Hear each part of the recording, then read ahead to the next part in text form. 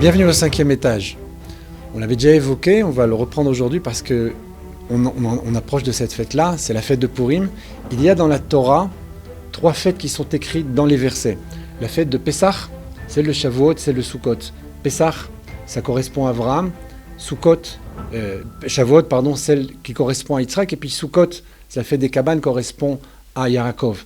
Mais on l'avait expliqué, on l'avait évoqué, il y en a une 4e qui est instaurée par les sages, par les Chachamim, et cette fête-là, elle n'est pas marquée dans la Torah, et pourtant on la pratique, c'est la fête de Hanouka. Et là, on avait expliqué que le Hari Akadosh, le Harizal, avait appelé cette fête-là, dans ses textes, un régel. Pourquoi un régel, un pied ? Eh bien parce que ces fêtes-là, les 3 premières, celles qui sont dans la Torah, on montait à pied au Beth Amikdash, au temple, et la 4e, qui est la fête de Hanouka, qui est instaurée par les sages, est aussi appelée un pied. On avait à l'époque expliqué la raison.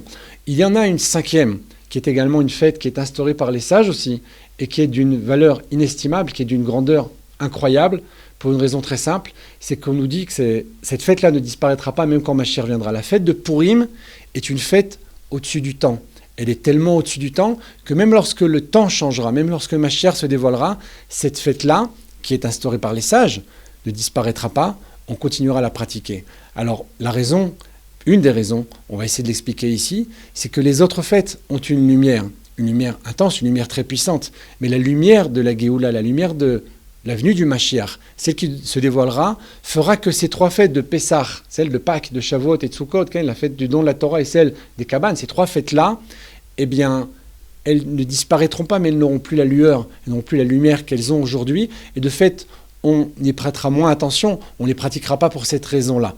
La date restera, mais la lumière, elle sera beaucoup moins importante que la lumière qu'on recevra lors de la Géoula, lors de la délivrance par le Mashiach.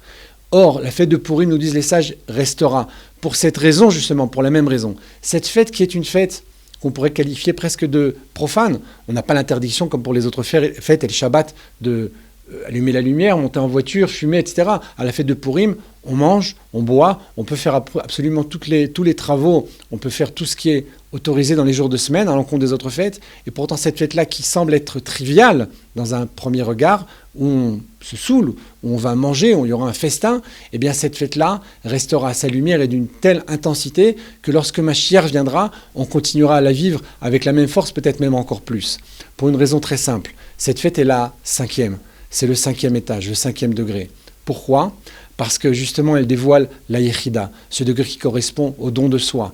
Le peuple juif, dans son intégralité, le jour de Purim, lorsque cela s'est produit, a failli disparaître totalement de la surface de la terre. Le décret, qui était un décret divin, bien entendu, s'est matérialisé en bas en la personne de Haman. Haman qui est comparé au serpent, ce premier serpent qui a introduit la mort dans le monde, puisqu'il a donné à Chava, à la première femme, à manger du fruit de la connaissance, qui elle-même en a donné à son mari, à Adam Arishon. Et là, nous disent les sages, eh bien, Haman, qui est descendant d'Amalek, est comparé lui aussi au serpent, d'ailleurs sa valeur numérique correspond à un nom de serpent, d'ailleurs dans la Torah, eh bien, cet homme-là a voulu, en un seul jour, alors que son maître, son roi, Achashverosh, Assuérus, régnait sur la planète tout entière, décréter ce jour-là un décret, faire un décret que tous les Juifs dans tous les royaumes de toute la terre, sur toute la surface de la terre, allaient être tués ce jour-là, que Dieu préserve.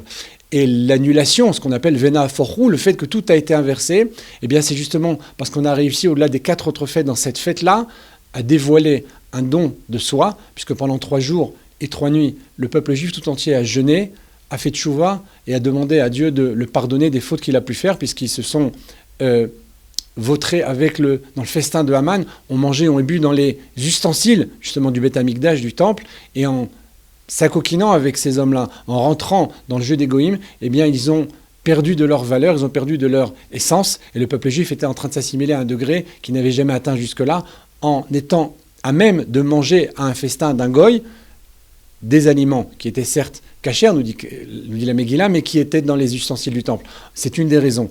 En faisant cela, en s'agenouillant devant Haman, en faisant ce festin, le peuple juif tout entier a été condamné à la mort, certaine et absolue en un seul jour. Le fait qu'ils aient dévoilé ce 5e degré, eh bien c'est ce qui se passe pour nous aussi chaque année. Vous l'aviez compris aussi, et tout le monde connaît cette image, le jour de Purim est comparé lui aussi au Yom Kippour, le jour de le plus saint, le plus fort de l'année, puisque la Torah nous dit, il s'appelle Yom HaKippurim, le jour qui est comme Purim. Pourquoi comme Purim? C'est-à-dire que le jour de Kippour est à l'image de Purim. Purim est encore plus haut que la fête de Kippour. Pourquoi? Parce que le jour de Kippour, nous prions 5 prières. On l'avait déjà évoqué, il y en a 3 dans l'année, 4 les jours de Shabbat et de Yom Tov. Mais lorsqu'on arrive à Yom Kippour, il y en a une 5e. Eh bien, cette fête-là, c'est identique. On a Pessah, Shavuot et Sukkot, puis Hanouka et Purim. Eh bien, c'est ce 5e degré, cette 5e prière, ce Messirut Nefesh, ce don de soi absolu, qui va permettre justement de dévoiler ici-bas des lumières extraordinaires qui font que lorsque Mashiach viendra, eh bien, on dévoilera cette lumière-là du Mashiach. Je vous souhaite, et en espérant que ce Purim-là, nous dévoilions tous ensemble ce 5e degré, et on continuera tous ensemble à s'élever et à atteindre, avec les deux dieux, ce 5e étage.